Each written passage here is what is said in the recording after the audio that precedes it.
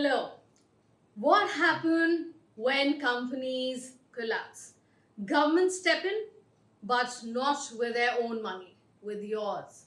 From Air India to BSNL, bailouts have become a recurring cost to the Indian taxpayers. Some succeed, many don't. I'm Shivridas, and I'm here to ask tough questions today. So, why aren't we asking harder questions before footing the bill to the government? Every time an Indian corporation is deemed too big to fail, it's not the government that pays, it's the taxpayer. It's the taxpayer's money, it is we who pay the money. We have seen bailouts worth 90,000 crore for Air India, 89,000 crore for BSNL, 16,000 crore for Vodafone Idea, and government orchestrated. Yes, banks rescue. Yes, that's true. That's not a small change. That's money that couldn't build schools, hospitals, highways, investments that touch the everyday Indian life. But do bailouts really work? Sometimes, yes. Air India is finally airborne with new ownership and direction. Yes Bank is stabilizing, but others like BSNL continue to bleed despite swallowing 3.2 lakh crore, mind it, 3.2 lakh crore, and still failing to deliver decent coverage.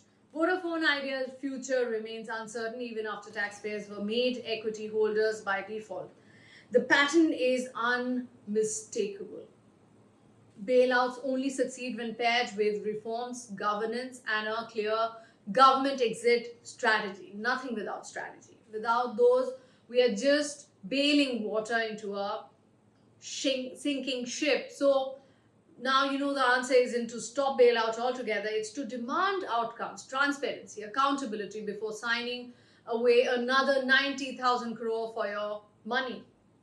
90,000 crore equal to Air India bailout. Can you imagine? 80,000, 89,000 crore for BSNL funding, 16,000 crore for government's stake at Vodafone Idea, 3.2 lakh crore total given to BSNL so far. Yes Bank rescued, reformed.